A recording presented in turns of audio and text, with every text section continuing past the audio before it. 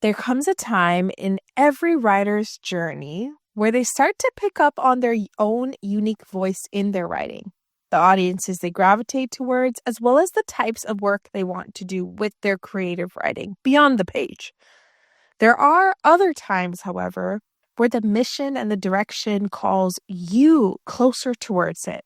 Today on this episode of the Poetry Lab podcast, we're going to be discussing the ways in which we can build the table we've been yearning to sit at, beat imposter syndrome, and revoke its invite to the cookout. We'll be talking about how to center ourselves on our personal missions and the lengths to which this soul work and alignment can take us. Welcome to the Poetry Lab podcast.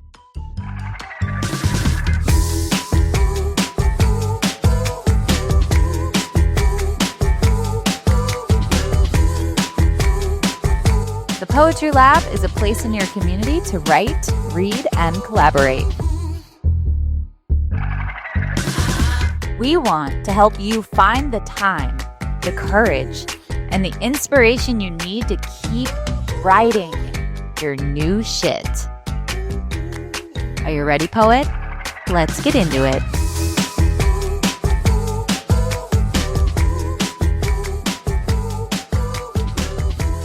I'm Ravina, a spoken word poet, published author, and licensed therapist, and founder of Writing as Healing Los Angeles. In this episode, we're going to be talking about all things space. As mentioned before, I am a therapist, and nowadays, that part of my identity is unable to be extracted from my poetry. Over the years, I realized most of my poetry and creative writing is emotion-focused or healing-focused. Even if I wasn't explicitly mentioning these words, even when my poems were expressing anger, joy, frustration, irony, hypocrisy, the state of this world, or the state of my heart, I realized the common theme was the overcoming as well as the homecoming. At first, I thought to myself, maybe this niche is too saturated. Maybe there isn't any more need for poets that talk about blooming and healing. And this is where imposter syndrome came in often. It told me that my voice wasn't important or unique enough, which led me to question the worth and substance of my material. I questioned my work internally, but not for too long. In the middle of the pandemic, December 2020, I was teaching other poets to write and publish their books. We were mastering manuscripts, and I was able to help them finesse their craft. It was a blessing and some of my most favorite parts of my work to date as a writer. I got an email kind of late November, early December around curating some sort of healing session for writers in the program. Turns out, many of the writers were vocalizing the struggles that they were going through with isolation, depression, pandemic, feeling far away, loss, and uncertainty about the world in lockdown times. It was permeating through the poems and prose of the many writers wanting their works published through the program. I checked the email and it was only sent to me, no one else, meaning they knew what I do. They trusted me to curate a safe, or better yet, brave space where writers and non-writers alike could come together and process their worlds collectively so that they didn't have to feel so alone in probably one of the most isolating times in our modern history. I started to realize that there could really be an intersection here between therapy and creative writing. Not necessarily in a formalized therapy space, but maybe there was something here that could be born. This realization only strengthened when throughout the session that I held virtually in December, there were at least 45 writers in attendance, and barely any of them were late. They logged right on. They wanted to show up, to write, to breathe, and to feel less alone and heal. And thus was born Writing as Healing Los Angeles. I was called to do it, literally called to do this work because of my intersection as a therapist and a poet. So in case someone needed extra support, I had the expertise to help them use writing to channel their emotions and as a tool to better their mental health.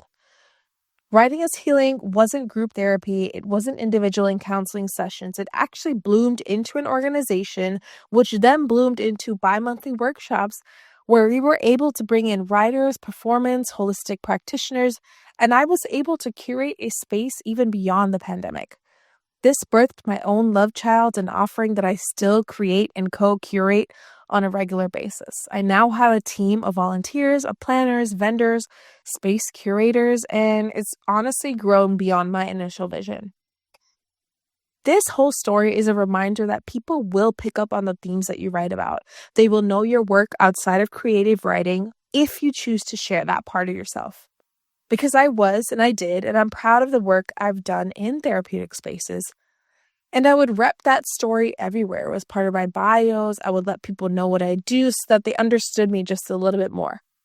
When the seeds of this vision were planted for me, I answered the call, watered them, and grew my own garden. I created my own table and continue to. We have chairs and silverware. We have special guests. We have family and friends. We break bread and spit poems, and we write together and we heal together. And we only share what comes out of this space together when it happens. It's kind of like an experience that mirrors the collective consciousness.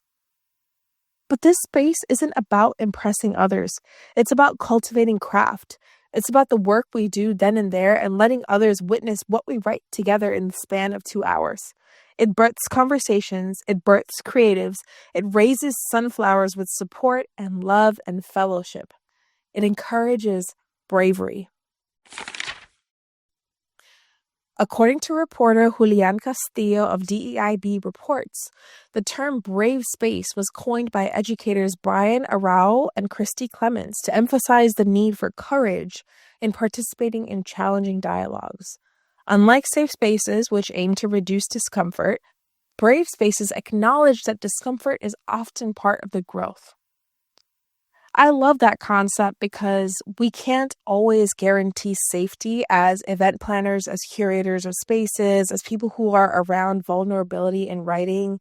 Someone might recite a poem or a piece that has some people snapping and others snapping into pieces.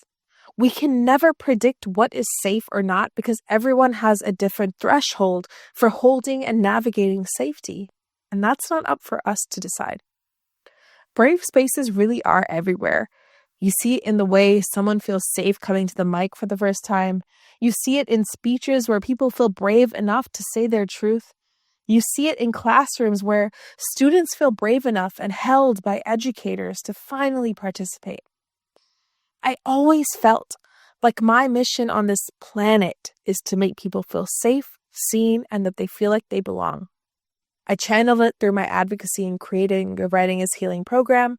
Once I aligned this, my work literally took me across the globe, from literary and hip-hop festivals to classrooms to universities and to corporate, just based off of this one mission to make people feel seen.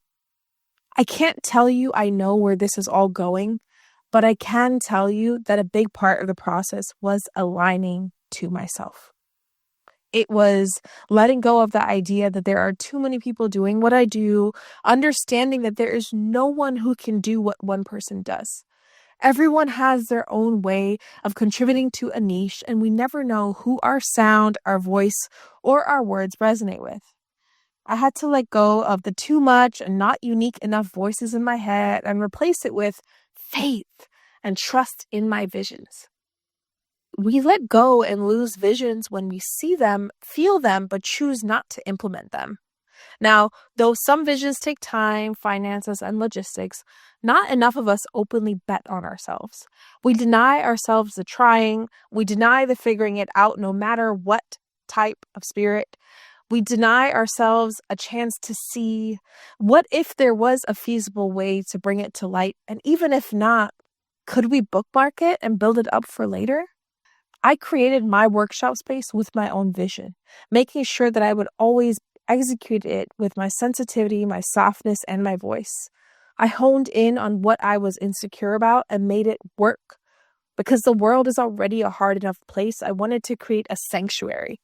I leaned in on my friends and social support system. I asked for favors and gave love and gifts and food as compensation. And then when I could, I made sure to pay people what was in the budget and what they are worth, with the goal of making sure they knew that the vision does not come alive without a team. Instead of trying to fit it into a typical host voice, I hosted the space as if even in a crowd of 100 or 200, I could talk to everyone intimately as if they were sitting in my living room. My goal was to align with what I knew was my mission for life. To just make people feel great, seen, heard, loved. And so every event, every feature I hired, every retreat, every workshop, every writing prompt offered, every appreciation for those who shared on the mic aligned with that specific life mission. And then I found that it kind of unfolded how it needed to. It evolved in its own ways because it was anchored on one specific thing. It was organic and it was mine. Through this alignment, I fostered community, had regular attendees, and I felt like I wasn't mimicking anyone else. I felt like I had a global product. But none of this came without some introspection. So I have a few book recommendations that help me hone in on my authenticity and embracing my own vision. They're both by Dr. Tama Bryant, who is an incredible revolutionary psychologist, ordained minister, and host of the Homecoming podcast. So her books are called Homecoming, as well as Matters of the Heart. I also recommend a book called Healing What's Within by Chuck DeGroat if you are more on the spiritual side or faith-centered. These books helped me come closer to myself. The Homecoming podcast by Dr. Tama has also been helpful, as well as making me feel seen so that I could gift this to others. Another book I recommend is Dear Artist by Jaya John. For a writing prompt to channel your visions, to channel your projects, to really get started on everything we've been talking about is the following prompt. Underneath the mud, what does your voice sound like? What are your unique textures and layers that exist in your writing? What is your niche or specific element that you notice commonly arises in your work? Grab that.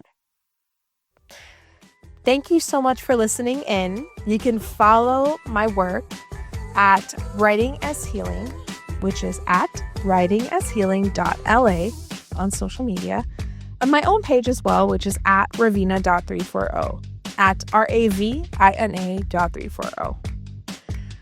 I just want to leave us off with this one note. We're cheating our vision if we think we can do it by ourselves. I mean, we could do it by ourselves, but does it really come to fruition in the way it needs to without other people helping us garden our soil? My challenge to you is to find your co-gardeners. Search for them, come closer to them. If they're already in your life, great. Talk about your visions with them. Talk about the things you see your writing evolving into with them. Maybe it's beyond the page, maybe it's not. Either way, my friends, stay tuned for the next episode of the Poetry Lab podcast.